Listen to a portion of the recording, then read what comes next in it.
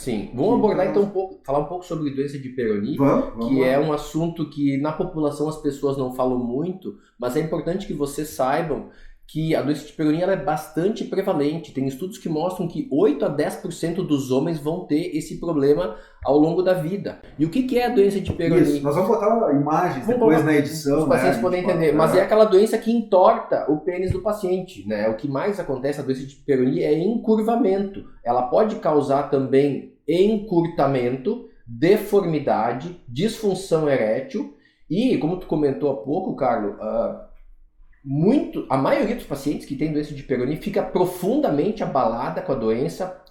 Tem estudos que mostram que mais de 80% dos pacientes entram em depressão. É uma doença mutilante, porque a qualidade da vida sexual do paciente deteriora demais. O paciente não consegue fazer um sexo, um coito com qualidade. O pênis fica muito deformado na maioria das vezes. Muitas vezes a disfunção erétil associada faz com que esse pênis perca também força axial e rigidez. E é uma doença que os homens, quando têm, eles não ficam falando para os amigos, para a família. É uma doença meio que subdiagnosticada. É uma doença que quem tem não sai falando para os outros que tem. E é uma doença realmente bastante mutilante. É importante que o homem, quando tem doença de Peyronie, que percebe que o pênis alterou, mudou, apareceu algum nódulo, um caroço, uma placa, que ele procure um médico urologista, um andrologista especializado em doença de Peyronie, porque na fase inicial da doença a gente consegue fazer um tratamento ainda não cirúrgico. E depois, na fase tardia, quando o paciente tem a doença há mais de um ano, daí sim ele é um candidato a fazer uma correção cirúrgica. 54% dos casais de homens que têm doença de Peyronie têm problemas significativos no seu relacionamento. Isso no casal e na família. Muito importante essa informação. E é importante você saber também, talvez você esteja curioso, e eu vou perguntar para o Rossol sobre isso, é que nós não comentamos, né, mas nós estamos, né, eu e o Rossol, a clínica do Dr. Rossol fica em Porto Alegre, mas tu hoje atende pacientes praticamente todo o Brasil também, né, Sim, Rossol? especificamente pacientes com pênis torto. Torto, porque eu me lembrei disso por causa desse assunto, tu tinha comentado comigo, pacientes com pênis torto, tu é uma referência. Sim. E tu acaba atendendo... É um prazer receber pacientes de todo o Brasil. A gente aqui na clínica faz questão de receber esse tipo de paciente que tem esse tipo de doença, tanto a doença de Peyronie quanto o pênis torto congênito, que também é uma doença que ocorre, não é uma doença, é uma malformação que acontece em homens jovens, geralmente de 15, 18, 20 anos, que estão iniciando a sua vida sexual e que o pênis é bastante torto e atrapalha a vida. Esses pacientes com essas duas doenças de deformidade peniana, é um prazer receber. Eu tenho operado pacientes com essas tortuosidades penianas do Brasil inteiro, de vários estados. A gente aqui na clínica tem um serviço de concierge, onde a gente tem um secretário, uma secretária que recebem esse paciente, inclusive no aeroporto. A gente ajuda a acomodar, colocar esses pacientes em hotéis próximos aqui da clínica e do hospital, e facilita para que eles sejam bem recebidos aqui, porque nós, hoje em dia, na cirurgia peniana, o nosso foco é oferecer o melhor para o paciente, entregar o melhor resultado. A gente nunca promete um 100%, coisa que na medicina, Carlos, sabe que é assim, mas a gente tem nos últimos anos focado em estudo prático, teórico, nessa doença, para poder fazer o melhor e para que esse paciente tenha uma boa experiência na cirurgia, que ele venha fazer um procedimento conosco, que ele não tenha dor, que ele se sinta acolhido e que depois o resultado do seu procedimento seja o melhor possível. Maravilha. Então, eu imagino que o primeiro atendimento seja por telemedicina, se alguém, claro, quem é daqui de Porto Alegre vem presencialmente, mas tu faz esse atendimento, tem o primeiro contato por uma consulta de vídeo. Sim, nessa consulta, normalmente, se o paciente aborda o assunto já com os meus secretários, esse paciente ele é pré-orientado a enviar para o meu e-mail pessoal fotos e vídeos do pênis, onde eu consigo avaliar essa deformidade, e daí no dia da consulta, com anamnese, uma boa história, batendo um papo com o paciente, sabendo da sua história, mais esses exames, mais essas imagens que eu vou receber, eu consigo passar um diagnóstico próximo do ideal, do adequado, e dessa forma poder direcionar esse paciente para o melhor tratamento. Porque Peyronie não é sempre a mesma coisa. Uhum. A gente tem que ver como que é essa deformidade, porque a gente pode indicar tratamentos diferentes para esse paciente. Por exemplo, ontem, atendi um paciente que veio consultar comigo com doença de Peyronie há 4 meses. E ele já tem uma grande deformidade e a placa dele não está calcificada, é uma doença ainda na fase inicial e ele me procurou para fazer uma cirurgia. Só que esse paciente ainda não está no momento ideal de cirurgia. Nós temos ainda um meio ano, 8 meses para aguardar a evolução da doença ou fazer um tratamento de fase ativa, de fase inicial, que geralmente são tratamentos clínicos, que hoje aqui na clínica nós disponibilizamos para tratamento de doença de Peyronie na fase inicial medicamentos orais, que normalmente são 3 ou 4 medicamentos. Nós temos aqui na clínica ondas de choque de baixa intensidade, que também em alguns pacientes específicos com doença de Peyronie pode ajudar também. Injeções na placa de Verapamil, que é um medicamento injetável, que hoje em dia não existe mais no Brasil, mas a gente consegue importar esse medicamento e fazer aplicações na placa. Quem desenvolveu essa técnica de Verapamil injetável foi o Dr. Lawrence Levine, de Chicago. Tu esteve com ele esse ano, Sim. Ficou umas 3 semanas lá na clínica dele. Eu fiquei lá com ele em Chicago esse ano durante umas 3 semanas, acompanhando ele em atendimentos e cirurgias, e foi uma experiência sensacional. Eu pude estar pessoalmente com o Papa da doença de Peyronie no mundo durante um bom tempo e me contribuiu muito na questão de aprendizado técnico e da clínica também no atendimento dos pacientes, na forma de como avaliar bem o paciente com doença de Peyronie. Foi realmente uma grande experiência. E foi bem, eu te interrompi na hora que tu estava explicando a aplicação do Verapamil, que foi uma técnica que ele desenvolveu. Sim, e que é um tratamento para Peyronie em pacientes que têm a doença no início e que também ajuda que também ajuda a impedir a progressão da doença e ajuda a desencurvar o pênis. Esses pacientes em fase inicial também a gente pode usar bomba de vácuo ou extensores penianos para alongar o pênis, e isso se chama fenômeno de mecanotransdução, onde, pensa assim, cara, o paciente que tem Peyronie na fase inicial, a gente pode propor várias coisas. E eu sempre digo, quanto mais coisas ele fizer, melhor. E quanto mais precocemente ele fizer esses tratamentos, também é melhor. Então a gente pode usar comprimidos, ondas de choque, injeções de Verapamil, e a gente vai interferir na estrutura daquela placa. E daí, mecanicamente, a gente pode ajudar também a desencurvar esse pênis e recuperar o tamanho desse pênis. Perfeito. Show de bola. Então, Peyronie é uma doença que passa por diferentes fases evolutivas. Sim. Do ponto de vista clínico ou da vida lá do paciente, chega um momento que fica inviável a relação sexual. Ele não consegue ter, por desconforto dele, por desconforto da parceira. Sim. É que o que mais atrapalha no Peyronie, geralmente a função erétil é preservada, mas o pênis ele encurva tanto que na hora do coito o pênis perde força axial de penetração e daí ele não faz mais um sexo de qualidade. Às vezes a tortuosidade é tão importante que o paciente não consegue nem penetrar mais. Eu já tive pacientes que as mulheres se separaram do paciente porque não encontraram uma solução para essa doença. Mas, Carlos, tu comentou sobre as fases da doença. Isso. O Peyronie é bem...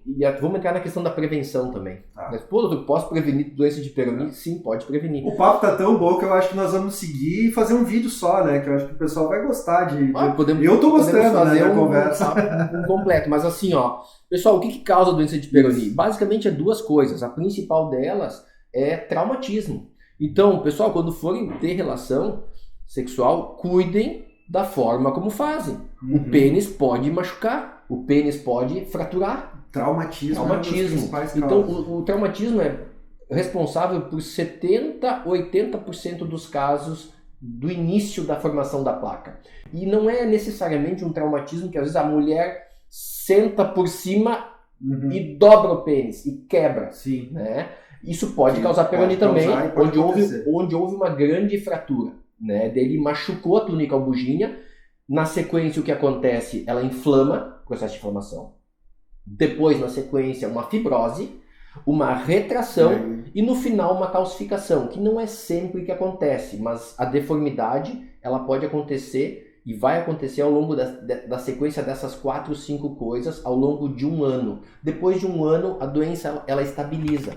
Que daí é o momento onde a gente pode indicar tratamento cirúrgico. A partir de um ano e 2 meses, 1 ano e 4 meses, quando a placa estabilizou, daí esses tratamentos clínicos que eu falei há pouco não tendem a funcionar mais muito bem. Daí o paciente ele é um candidato à cirurgia. Peroni, mais alguma coisa? Será que a gente não tem abordado? Inclusive, você pode enviar seus comentários, suas dúvidas, escrever aqui para nós, na medida do possível. A gente ou vai fazer mais conteúdos, né, Rosalvo, em cima. É muito legal fazer conteúdos em cima das dúvidas que são enviadas nos comentários dos vídeos aqui do canal, né? Então, lembra disso, manda a tua dúvida, manda teu comentário e na medida do possível a gente responde ou a gente inclusive faz um novo vídeo sobre aquele tema. 2 coisas mais que eu acho que é importante. A primeira é que a gente estava conversando sobre o trauma. Muitas vezes o trauma não é um trauma grande, são pequenos traumas repetitivos, onde às vezes o casal tem o hábito de a mulher sentar no homem por cima, inclinar o corpo, e isso acaba dobrando um pouquinho o pênis. Na hora, o homem percebe que está forçando um pouquinho e ele aceita que o momento é de prazer, tá tudo bem, e com o tempo vai machucando, repetidas vezes, e daí inicia a placa. Isso é, hoje em dia, a teoria mais provável da causa na maior parte dos pacientes que têm doença de Peyronie. E em relação ao tratamento, a segunda coisa é a questão genética. Muitos homens que têm alguma deficiência do colágeno, pacientes que têm contratura de Dupuytren, podem ter doença de Peyronie. Eu recebi já vários pacientes, atendi vários pacientes com doença de Peyronie, onde o irmão teve, o pai teve, o avô teve. Muitos às vezes não sabem da questão genética, porque é uma doença que o pai, o avô, o tio, o irmão não comentam, né? Então ninguém fica sabendo que o familiar teve doença de Peyronie, mas a questão genética ela é responsável por 20 a 30% dos casos de doença de Peyronie. O paciente não teve um trauma peniano. Então a dica para vocês, homens que estão nos assistindo aqui, é cuidem na hora da relação para não machucarem o seu pênis, porque doença de Peyronie ela é bastante chata, os pacientes ficam muito debilitados. Como a gente comentou antes, a chance de o paciente ficar com depressão é alta. Sim, afeta a saúde emocional, né? Sim. A autoestima e uma série de outros fatores. Sim. Tem urologistas que comparam a doença de Peyronie à mastectomia na mulher, onde a mulher, depois que tem câncer de mama e tem que fazer a retirada da mama, ela se sente mutilada. E o Peyronie para o homem é bastante semelhante. No nível de uma mutilação. Quase. Exato. E tratamento, só pra gente falar um pouquinho de cirurgia, né, Carlos? Que é talvez o foco que eu mais tenho me especializado nos últimos anos. Eu vou comentar, basicamente, as 3 principais possibilidades de cirurgia que a gente faz, embora eu faça mais de 15, 20 técnicas para correção, mas basicamente são 3. A primeira delas, quando um pênis está torto, resumidamente, um paciente que tem um pênis torto com menos de 30 graus, não precisa fazer nada. Conduta conservadora. Tá? Acima de 30 graus, entre 30 graus e 60 graus, a gente faz cirurgias de plicatura, onde a gente solta a camada de nervos do pênis por dentro, desenluva ele e faz pequenas incisões na túnica bugínea no lado contralateral à placa e fizemos pontinhos em 2 camadas para poder retificar ele. É uma cirurgia que funciona muito bem, as comorbidades são baixas, o índice de sucesso dessa cirurgia é alto. Recuperação tranquila no pós-operatório, o paciente volta a ter relações sexuais depois de 3 a 4 semanas. 3 a 4 semanas. Essa cirurgia pode, às vezes, ter um pouco de encurtamento, mas o índice de satisfação dela é bastante alto. Segunda possibilidade, terceira no caso, que é quando os pacientes têm uma curvatura mais acentuada, entre 60 e 90 graus. Que é uma deformidade importante. Bem importante. Ou quando tem efeito ampulheta, que é um acinturamento do pênis, ou quando tem indentação, que fica um defeito no pênis. Nesses casos, a gente pode indicar um enxerto. Então, a gente faz a dissecção do pênis, faz um cortezinho na placa, solta ela, vai abrir um espaço e ali a gente coloca um tecido... Que material que tu usa, Rossol? Vários enxertos já foram utilizados nos últimos anos, mas dentro de uma evolução para melhor, nós hoje estamos utilizando pericárdio bovino, que Já temos pericárdios bovinos de excelente qualidade. Hoje, inclusive, eu estou usando um que foi desenvolvido no Brasil, é feito por uma empresa de Minas Gerais, que ela exporta pericárdio bovino para o mundo inteiro, não só para Peroni, mas basicamente para cirurgia cardíaca, de válvulas cardíacas. E eles desenvolveram um pericárdio que ele é diferente do pericárdio bovino tradicional, que é guardado em glutaraldeído formol. Esse pericárdio deles ele não é guardado em formol. E o que é bom nisso? Ele é um pericárdio que depois de enxertado ele causa menos retração. Ele fica quase igual a como foi colocado. No período de cicatrização depois da cirurgia, ele tem menos retração do pênis, onde isso previne encurtamento no pós-operatório e, novamente, uma curva nova depois da cirurgia. Olha que beleza essa conversa, né? Eu, médico, não sabia dessas informações, imagino que está sendo super útil, né, para você que está acompanhando aqui a nossa conversa. O pericárdio, né, pessoal, é a membrana que recobre o coração. Nós temos pericárdio e o Rossol está trazendo aqui que hoje o melhor tecido, tecido que é utilizado para esse enxerto é o pericárdio bovino, que é desenvolvido no Brasil. Nos Estados Unidos, eles utilizam o pericárdio humano de cadáver, que é processado. Certo. E também é um excelente material. O Dr. Levine de Chicago tem usado esse material. Mas nós, devido à legislação brasileira, que não permite usar tecido humano para fazer esse tipo de processamento de tecido para ser utilizado em cirurgia, a gente não tem esse material no Brasil, mas a gente tem utilizado o bovino, que também tem nos trazido excelentes resultados. Tá. Então, as fases, as técnicas, chegamos na última ali. Não, falta uma ainda. Falta uma, então vai lá. A última técnica é o implante de uma prótese peniana. Que é o assunto que eu já estava pensando em entrar. Sim. Eu estava pensando justamente em abordar essa questão da prótese. Quais são as situações em que é indicado uma prótese peniana, né? Existem diferentes tipos de prótese. Eu acho que a gente pode entrar nesse assunto aí. Prótese peniana, basicamente, a gente indica para pacientes que têm disfunção erétil severa, né? Estamos falando de disfunção erétil, mas agora eu quero falar sobre Peroni. Tá. Porque em Peroni, quando o paciente tem uma deformidade muito importante, que não dá para fazer nenhuma difícil de corrigir com plicatura ou com enxerto, daí a prótese ela é o melhor tratamento. Porque ela vai devolver retilinidade para o pênis e vai devolver funcionalidade, deixando esse pênis reto e firme para o paciente ter uma relação sexual satisfatória.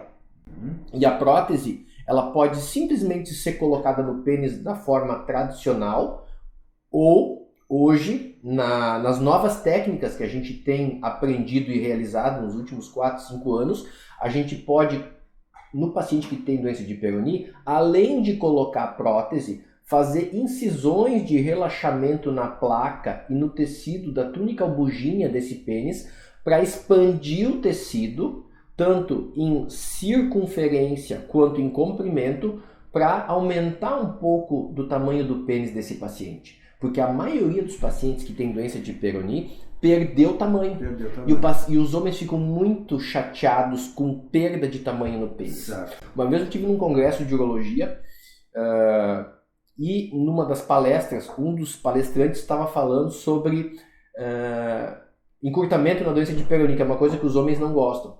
E esse professor ele fez uma pergunta para os médicos urologistas, que eram praticamente todos na plateia, dizendo assim: pessoal, quem de vocês gostaria que fosse fazer uma cirurgia de Peroni e o seu pênis encurtasse? Levante a mão, por favor. Ninguém levantou a mão na plateia. Sim.